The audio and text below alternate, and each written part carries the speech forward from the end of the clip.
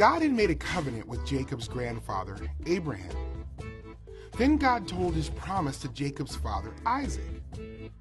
God had a plan for Jacob too. God wanted Jacob to receive the blessing for his family. Years before, Jacob tricked his father and his brother.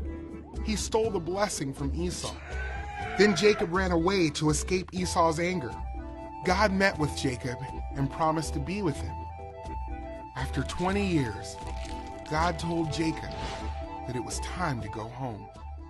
Going home meant that Jacob would see his brother Esau again. Jacob was afraid that Esau would still be angry with him for stealing his blessing. So Jacob sent messengers to tell Esau that he was coming. When the messengers came back, they told Jacob some scary news.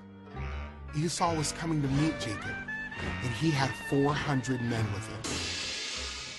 Jacob was very afraid. He divided his family into 2 groups. If Esau attacked one group, maybe the other group could escape. Then Jacob prayed. He asked God to keep his promise. Jacob sent a large gift of animals: goats, sheep, camels, cows, bulls, and donkeys, to try to make Esau happy. Maybe then Esau would forgive him. That night, Jacob moved his family across the stream where they might be safer. But Jacob stayed behind. A man appeared. The man was actually God himself. The man wrestled with Jacob all night. Jacob refused to give up, so the man injured Jacob's hip.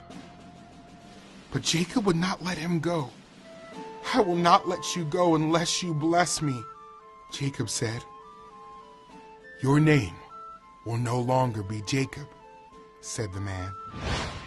"Your name will be Israel, because you wrestled with God and with men, and you have won." The man blessed Jacob. Now Jacob looked and saw Esau and his 400 men coming to meet him. Jacob went to meet Esau. He bowed down 7 times to show respect to his brother. Esau ran to Jacob and hugged him. He was not angry anymore. "Why did you send so many animals ahead of you?" Esau asked. "I wanted to make you happy," Jacob said. "I have enough," said Esau. "You keep them." "Please, take my present," said Jacob. "God has given me more than I deserve." Esau returned to his home. Jacob and his family traveled on to Shechem, and Jacob bought land for them to live on. He was finally home in the land God had promised him. God changed Jacob's life and gave him a new name, Israel. Jesus came so that we might have a changed life, forgiven of sin. Jesus' death and resurrection provided sinful people with a way to be adopted into God's family.